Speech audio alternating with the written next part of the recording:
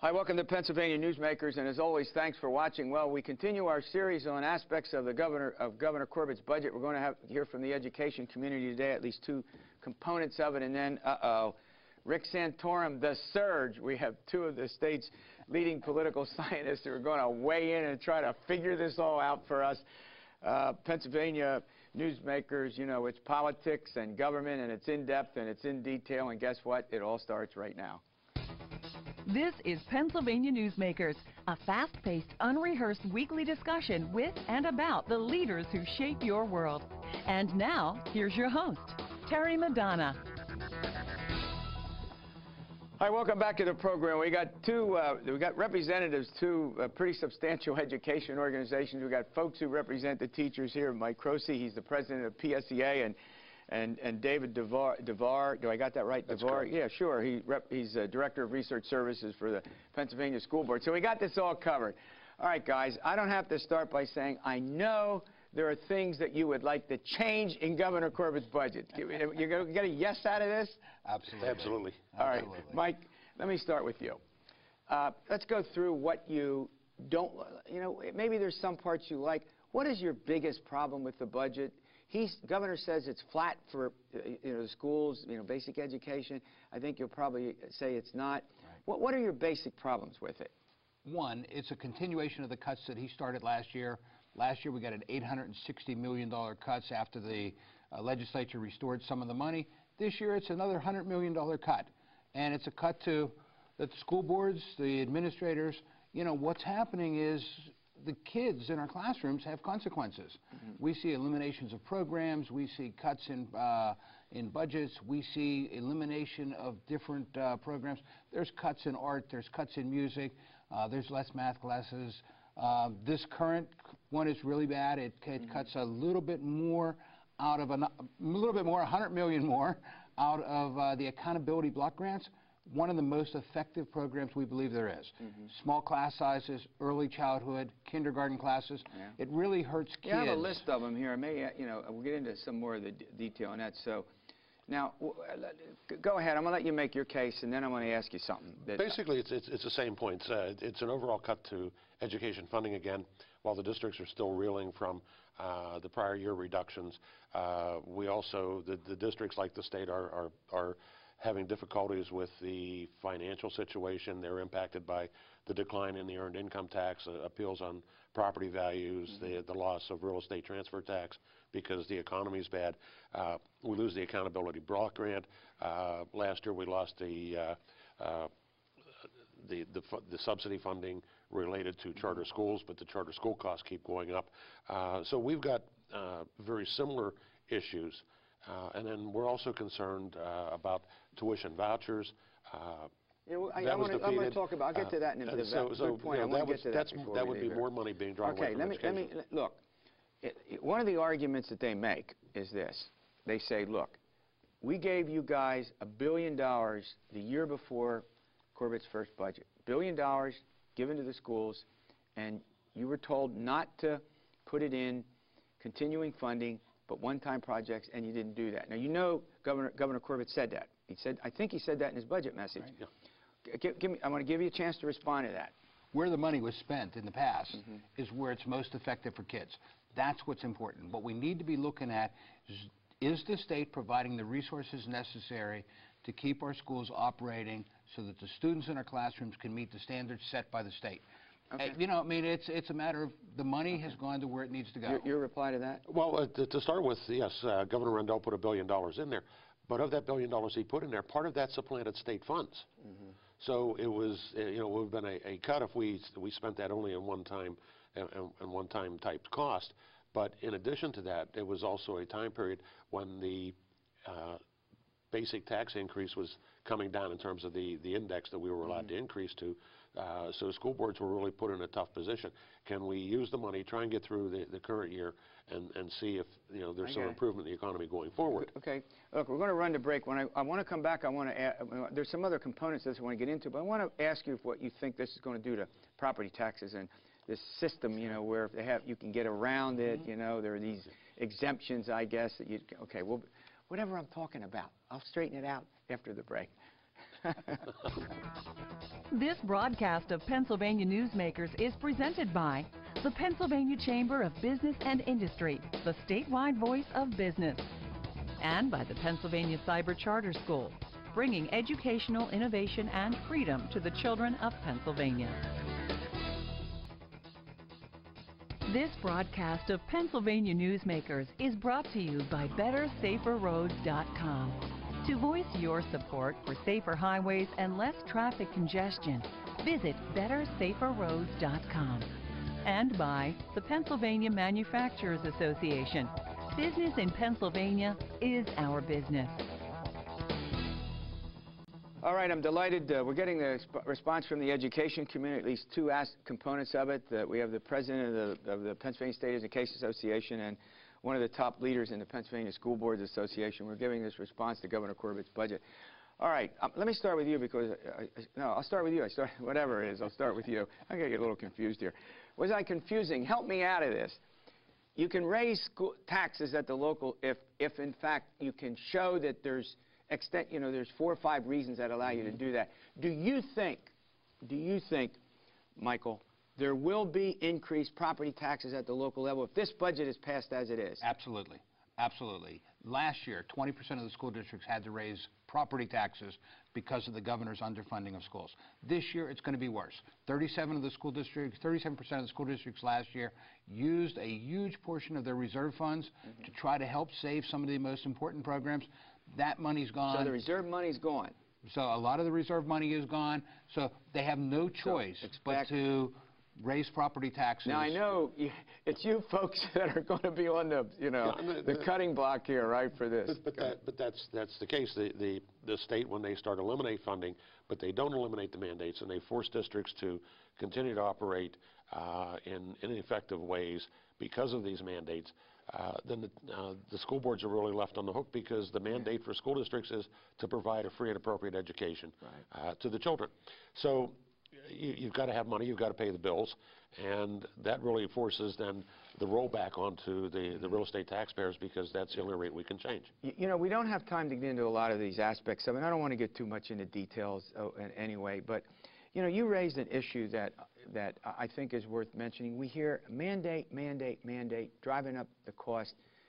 Is that accurate? We'll start with you, and then we'll go to Michael. Yeah, it is. If the state comes to you and says you have to do A, B, and C, for example, prevailing wage, and I know that's a very hot button issue, but prevailing wage, one district went out last year, bid a project. They didn't do a prevailing wage. It came out $50,000. It was over the limit, so they had to go back and rebid as prevailing wage. The prevailing wage bids came in at more than double the non-prevailing wage. But that's one example. There are what, hundreds of mandates. Oh, there's a mandate for everything. You know, we've got to have building principals. We've got to have a superintendent. We've got to provide free lunches for poverty students. You know, and I'm just telling you. And you're not saying you don't mind doing them, but if they're going to tell you to do them, wait, I'll answer that. If they're going to tell you to do that and tell teachers that they, then your point is then just pay for it, right? The state has to step up to the plate. The state has to fund the programs, especially the programs that they mandate. And I would argue that most of the mandated programs are necessary. I taught special education. I taught students who needed learning help. And you got a lot of requirements there, right? Go ahead. A lot of federal. Go ahead. There's a lot of federal requirements that come in on top of that, but that's also an issue where the parents are involved and the parents have a say in what their children need, and that's a case where if there's disagreement between the parents and the school, it goes to arbitration. Right. And the ruling of the arbitrator is pretty much final. Right. So those costs are going up all the time. We're out of time, but here's the deal. Both of you are going to obviously be working hard to increase this budget, right? Absolutely. Yes. Not only financially, but there needs to be more transparency. This budget is a shell game. So it moves funding requirements to the local level. It moves things around so that there's less transparency and there's less efficiency in this budget. Okay, great. All right, well, here we go. We're providing all these different points of view. That's what we do. And, oh, man, the Santorum surge. Can anyone explain this? Well, we're going to try to do this. I've written some stuff about it over the past couple of months, and I'll tell you, it is bewildering. But we're going to have two of the state's leading political scientists come on and help us out. We'll be back in a moment. This broadcast of Pennsylvania Newsmakers is brought to you by Pennsylvania Credit Union Association, Pennsylvania Credit Unions, where people are worth more than money. To find a credit union that is right for you, check out ibelong.org. And by the Energy Association of Pennsylvania, Pennsylvania's energy information source. This broadcast of Pennsylvania Newsmakers is presented by the State System of Higher Education. 14 state-owned universities. The state system is the largest provider of higher education in Pennsylvania. And by the Hospital and Health System Association of Pennsylvania, working towards a healthy Pennsylvania. Hi, welcome back to the program. Well, joining me is our panel of political science experts. We have two of the state's leading political scientists. My colleague Berwood Yost of Franklin and Marshall College. We do the Franklin and Marshall College poll. He does all the work and I get all the credit. We have a perfect understanding. And then Jim Hoefler, he's a political science professor at Dickinson College. All right, all joking aside, I want a yes or no. Can Rick Santorum win the Republican nomination? Jim? Absolutely. Berwood? Yes. All right, now let's go into it. If we'd have talked about this 6 weeks ago, and I'll start with you, do you think, I mean, this is inconceivable. Yeah. Or am I crazy? No, inconceivable, and none of us saw it coming either. This is a perfect storm for Rick Santorum. But I think one of Mitt Romney's big mistakes here is vanquishing Newt Gingrich in Florida. I'm That's a serious. good point. No, wait, I'm not. Serious. You're shaking your head. Go ahead, Jim. Go ahead. Well, the idea here is that removing him leaves Rick Santorum, and there's so much fluidity in this contest. People want to believe that Romney can win. He may be the best candidate, but they're not committed to him, and if there's somebody else out there, there's no passion. Berwood, look, you and I wrote a little monograph in 1994. We polled in every one of his Senate elections. We've done, I mean, smart guy, ambitious, aggressive, can sometimes go unplugged, as we talked about before. What do you, I mean, Jim makes a great point that I've not heard made before. What are the elements, do you think, that go into this surge? Well, I think the authenticity of Rick Santorum helps him. He does say sometimes things that get him into trouble, but that is the complete opposite of Mitt Romney. And Romney seems so controlled. And actually, Romney has a very tough time connecting, I think, with average voters. When I look at the polling numbers and I see what's been happening to him, you know, the working class voters are just abandoning him. That's what's happening in Michigan, where it looks like Santorum's got a very good chance to win. I think that's what happened in some of these other states. Yeah, I want to pick up on something that Berwood, both of you, great observations. I want to pick on something that Berwood has said. There's a certain necessity to connect with voters. You know, you're a political scientist, you study this. Bill Clinton did it brilliantly. And I think Berwood has something here. You don't have to agree with Rick Santorum. That's not the issue. But he does come across as the real deal. I'm not saying you have to agree with it. Oh, yeah, no, there's a certain genuine character to Rick Santorum. He really believes and stands behind. You know, you don't get this kind of waffling feeling about Romney. But to go back to the point of, you know, how could this have happened? He really was, all things considered, among the worst of all possible choices. And he is now the benefactor, the person, the horse that has come up on the merry-go-round. He's the last guy standing, and that's what always he was hoping for. Absolutely. But you know, going back to why him, everybody else stepped on the landmines, right? Rick Perry did, Herman Cain did, Michelle Bachmann did. I think that all three of those candidates, and Newt Gingrich to a certain degree, would be better in the end of the day, but he's the last guy standing, and he has not stepped on the landmines. All right, we're going to run to a break. I don't want to, look, we're going to do this all year, so we're going to get into the presidential election. I want to run to a break, but there's something going on here. Barack Obama, 44% positive job performance, what, 6, 8 weeks? No, I'll go back December. Right. And now this guy is pushing 50. He's at 50, right. So, you know, we still think it's going to be a close election, but when we come back from a break, I want to talk about what Barack Obama has done. You know, we've got Santorum surge. We also have something of an Obama surge. We'll get into that after the break. Good.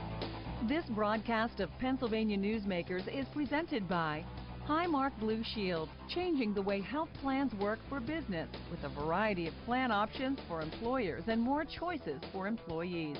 Information is available at highmark.com. Have a greater hand in your company's health. And by the Pennsylvania Healthcare Association, the future of long-term care. Hi, welcome back. Well, we have our panel of political scientists here that we're going to bring on throughout the course of the year to check. We're going to check in with them about the presidential race, Jim Hoefler from Dickinson and Berwood Yost from Franklin and Marshall. Hey, before I get to the president, we got the Michigan primary coming up and the Arizona primary. Berwood, I'll start with you. Man, the psychological impact of a loss in Michigan, forget the delegates, it's proportionate, you know, nobody's going to win or lose. What's the impact that you think that has? Well, I think if Santorum wins in Michigan, I think that allows him to continue to raise money, continue to organize and drag this out through Pennsylvania. And I still, in my gut, feel you just want Pennsylvania to be important. Well, sure, we do want Pennsylvania to be important, but you still have to think that Santorum or Romney has the resources and the skills to make it.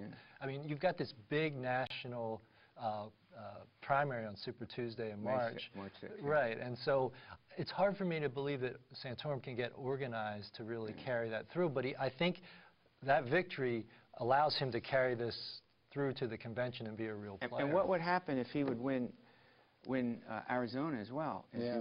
I mean, well, it's a question of viability, and I think that in some respects he's already won Michigan. If he's competitive there, even if he loses by a couple of points, he's already won. He's already looking ahead to Super Tuesday. So it's expectations again. Absolutely, and again, it's not that he needs to win Michigan. In fact, the matter is he's really competitive in the home ground state of Mitt Romney. And that's a real problem for him. And Romney won, of course, 4 years ago, won the primary there 4 years ago. But I think it really underscores the problem that Mitt Romney's having across the Midwest with working class voters. He just has a real problem connecting with them. They don't believe he understands their problems. I think Rick Santorum has done a better job of articulating those kinds of go ahead. issues. Well, I was going to say, money, and I agree with Berwood, and I also would argue that money can make a difference sometimes. It can make a huge difference when you're competing against somebody like Newt Gingrich, who's extremely vulnerable to being attacked. There's a lot to attack there. Do you think that if how negative Romney can get over the next 4 or 5 weeks could backfire on him? It could, and that's my point. You don't have the negatives in Rick Santorum that you had in Newt Gingrich. He's a much harder target. He's paying tax rate, by the way, at 28%. I saw that. I don't want to pay that tax rate. Go ahead. That's right. I mean, he's paying his taxes. He's consistent on the issues. Yeah, he said some things that he probably wish he hadn't said or wrote, or maybe his wife wrote them. Look, let's be candid about this. We followed this Rick Santorum's campaign. We're all sort of shocked by it, but he is a good campaigner. He's a smart guy. We've been through this. But Berwood, he can come unplugged. Sure. I mean, so the interesting... He was his own worst enemy when he ran against Bob Casey for the Senate race a few years back. I mean, issues were problematic. He stood close to the president. He wouldn't relent. I mean, all of those things that made him a really bad candidate against Casey are probably making him a really good candidate right now.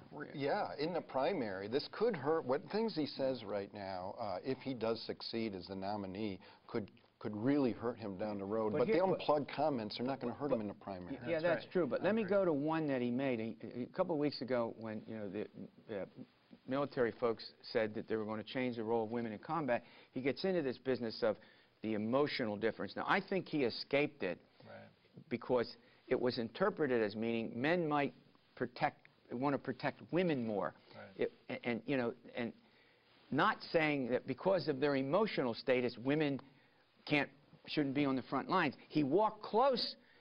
I mean, you both agree with me. He walked close to a bigger problem.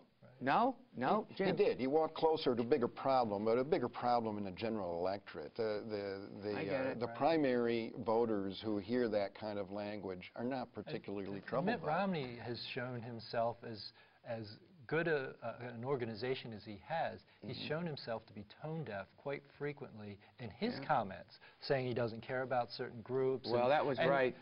He doesn't care about the poor in particular. Right. He had to walk back from that. And so, I mean, I think he's as prone to make these mistakes that reinforce his wishy-washiness. All right, we have about 2 minutes left, but you know, we'll obviously get a chance to this. Jim, Barack Obama giving up, I mean, 42, 43% positive job performance. It's pushing 50. We all know you get the 50. I mean, look who's won at re-election at 50. Ronald Reagan, Bill Clinton, George Bush, all 50 plus. How would you explain this? It's the jobs numbers. I have to, you know, this is an issue that if unemployment stays down in the 8s or maybe even dips a little lower, he's almost unbeatable.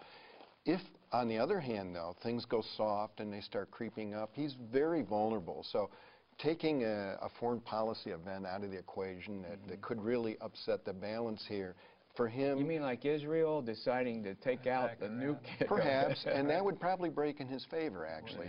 In most cases, good news or bad news is good for the sitting president when it comes to foreign policy. So absent something like that, which could really break in Obama's favor, this is big. Are you in agreement? Well, I think the growth of the economy has really helped him. I think there's some other things going on here, too.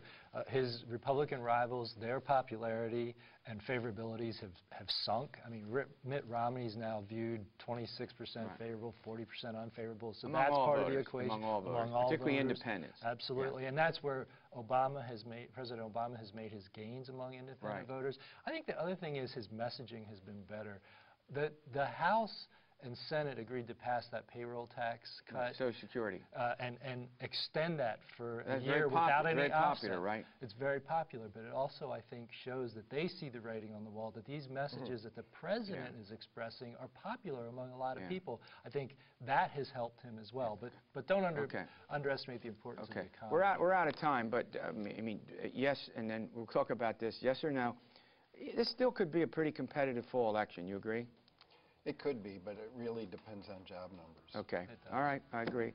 All right. Well, we'll have you back. This is a great discussion. Boy, I'll tell you, what a year. I mean, we're all a little flummoxed. Maybe that's the wrong word. A little perplexed now about what's going on, but that's what makes it great. All right. Thanks for watching this edition of Pennsylvania Newsmakers, and as always, stay well, and you stay here.